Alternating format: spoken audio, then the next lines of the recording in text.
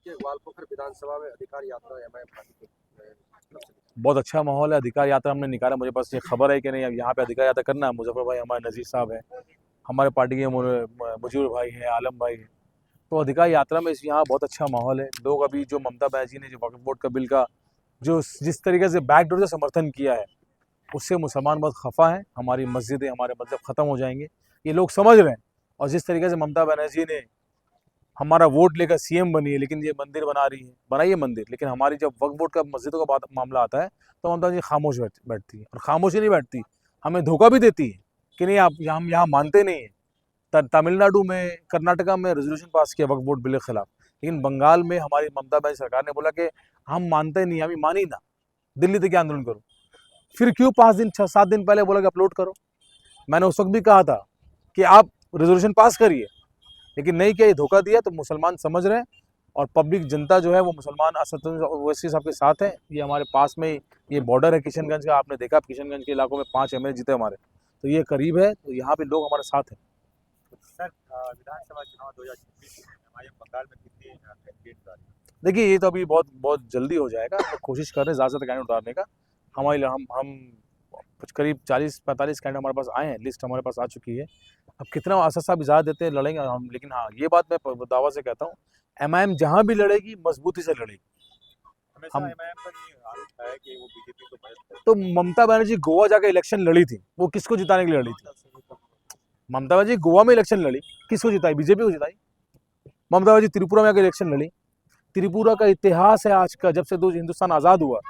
ममता बनर्जी जब इलेक्शन जाकर लड़ी टीएमसी गवर्नमेंट त्रिपुरा में, तो उस जितना वोट ममता बनर्जी ने उसको, जितनी सीटें मिली बीजेपी को, उतनी कभी किसी पार्टी को नहीं मिली। ये इतिहास है।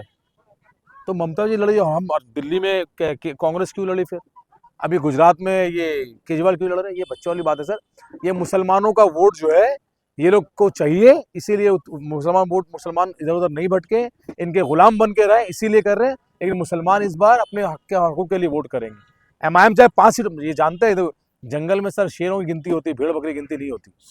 तो 4-5 जाएंगे, 4-5 जीतेंगे, तो दिखाएंगे क्या कर सकते हैं हम लोग। सर एक बात वायरल है कि हुमायूं कबीर साहब एमआईएम के साथ जो है जुट करने वाले हैं, क्या ये इतिहास? हुमायूं कबीर साहब आज उन्होंने पार्टी बनाई है। मेरी बात उनसे 2-3 बार हुई पहले, मैंने उनको यही कहा कि आप पहले पार्टी बनाइए, और असद साहब मैंने ये बात बताई है उनकी। अब हुमायूं कबीर साहब आज पार्टी बनाए, अब इसके बाद देखिए बात क्या बढ़ती है। असद साहब 24 तक बिजी हैं, उसके बाद हम बात करेंगे असद साहब से। मैं जाऊंगा भी हैदराबाद, मुझे बुलाया उन्होंने 24 के बाद।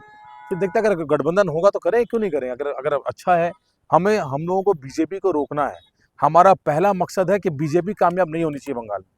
तो क्या हुमायूं कबीर का मुर्शिदाबाद में बाबरी मस्जिद तामीर करना सही है?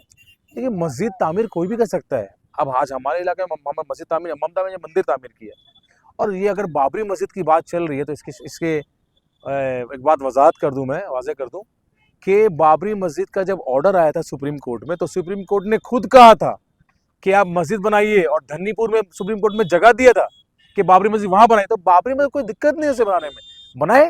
मस्जिद क्यों नहीं, मस्जिद बननी चाहिए, मस्जिद से क्या प्रॉब्लम है, मस्जिद बननी चाहिए। लेकिन हाँ, हमारा मकसद मस्जिद, हमारे इलाकों में मस्जिद बने, और हमारे मस्जिद मदरसे सारे चल रहे हैं, लेकिन हमारे बच्चों का जो मुस्तकबिल है आने वाला, देखिए तालीम एक चीज़, तालीम ऐसा है ना, तालीम पानी की तरह है।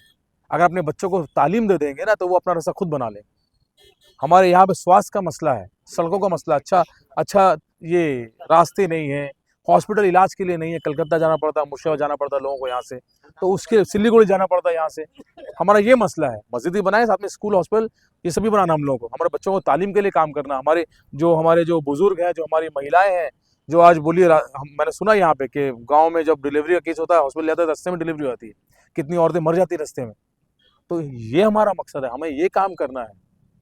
क्या लगता है आपको कामयाबी मिलेगी सर? इंशाल्लाह। देखिए हमारा काम है मेहनत करना, कामयाबी देना अल्लाह का काम है। हम अल्लाह के भरोसे उतरते हैं, अल्लाह का नाम लेकर उतरे, और इंशाल्लाह पहले जो माहौल था उससे आज जो माहौल अभी है 2026 में बहुत अलग माहौल है, और कामयाबी इंशाल्लाह जरूर मिलेगी। इंशाल्लाह कोशिश से जरूर उतारेंगे, बिल्कुल उतारेंगे, बिल्कुल इंशाल्लाह। चलिए ठीक।